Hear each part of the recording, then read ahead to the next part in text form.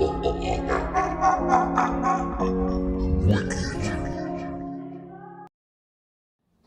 have been the end of that. And I'm sorry about the navigational error. He should have gotten to the East Indies.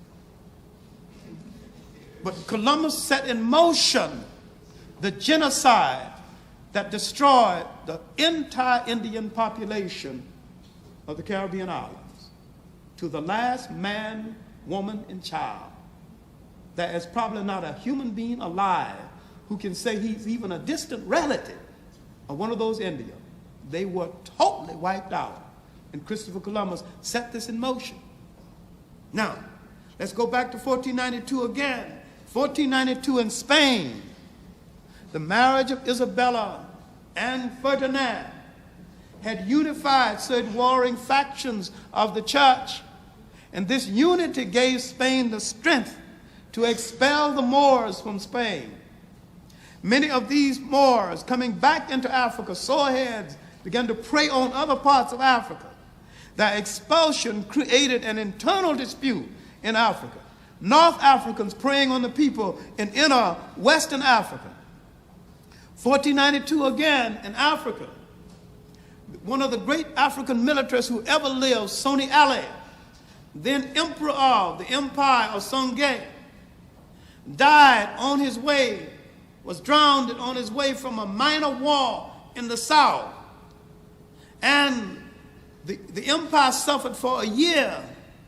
But later on, 1493, a man came to power who would take inner Western Africa to the apex of its golden age, right in the middle of the slave trade and in spite of the slave trade. His name was Muhammad Abubakar Ituri. Sekou Touré is a direct descendant of this same man. He had been prime minister of the country and head of the army for 30 years. He ruled the country as emperor for 36 years. My point is that the coming of the Europeans to the coast of Africa did not mean the total collapse of African nations. These nations would not begin to collapse in inner Africa until the Moroccan invasion, one of the tragic incidents in Africa. The Moroccan invasion of inner Western Africa using partly white mercenaries. And when we began to look at African history comparatively as events of disaster in Africa, the invasion of the Western Sudan, the destruction of the city of Timbuktu, Guinea, and Goye, the exiling of the great scholars from the university at Saint-Coré, but the destruction of the city itself is tantamount to the Roman destruction of Carthage. The second worst disaster in the history of Africa. Now, when all of this happened, the nations in inner Africa collapsed and could not come to the defense of the nations along the coast.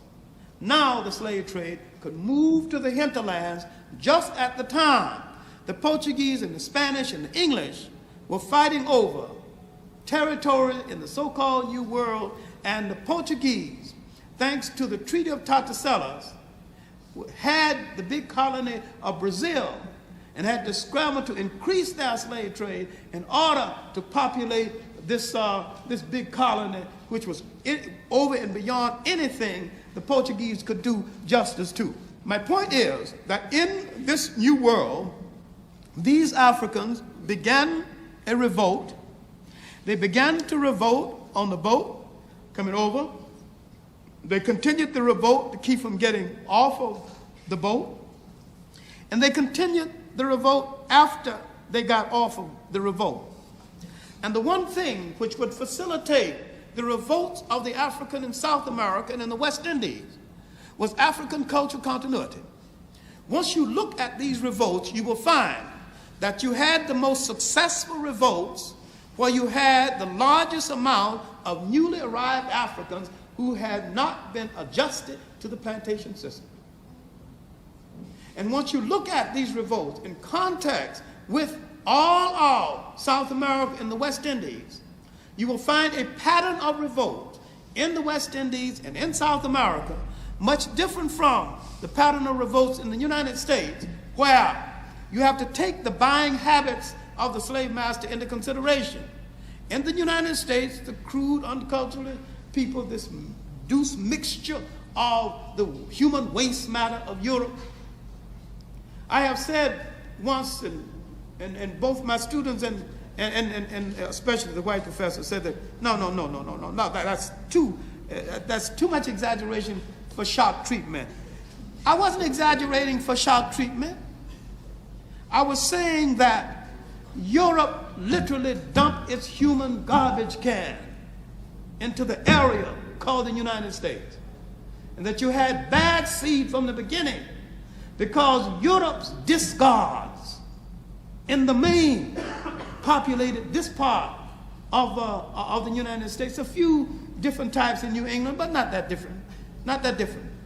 Malcontents. Now, in their buying of slaves, they generally bought in small lots and resold a lot. Now you see mama going one way, papa going one way. You see the cultural continuity broken. And when you break a people's cultural continuity, you break their loyalty system.